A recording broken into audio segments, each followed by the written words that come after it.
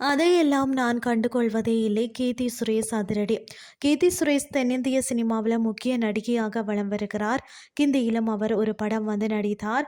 ஆனால் அந்த படம் பிளாப் ஆனது. தற்போது மீண்டும் தமிழ் தெலுங்குல அவர் கவனம் செலுத்த தொடங்கி இருக்கிறார். இந்த நிலையில் அவர் தன்னை பற்றி வரக்கூடிய அந்த ட்ரோல்கள் பற்றி ஒரு நிகழ்ச்சியில பேசியிருக்கிறாராம். சினிமாவுக்குள்ள 12 வருடம் ஆனாலும் எனக்கு இப்போது தொடங்கியது போல தான் இருக்கிறது. கடலில் ஒரு துளியை தான் நான் அறிந்திருக்கிறேன் என நினைக்கிறேன். இன்னும் நிறைய கற்றுக்கொள்ளணும். வித்தியாசமான கேரக்டர்கள் நடிக்க வேண்டும் என இருக்கிறதா. நான் நிறைய ஹேட் மற்றும் ட்ரோல்களை தாண்டி வந்திருக்கிறேன். சமூக வலைதளங்களில் வரக்கூடிய ட்ரோல்களை நான் கண்டுகொள்றதில்ல. நெகட்டிவ் என்றால் நான் அதற்கு போக மாட்டேன். சில விஷயங்கள் மோசமாக இருக்கும். ஆனால் நான் அதையெல்லாம் கண்டுகொள்ளாமல் என் வேலையை பார்த்து கொண்டு போயிடுவேன்.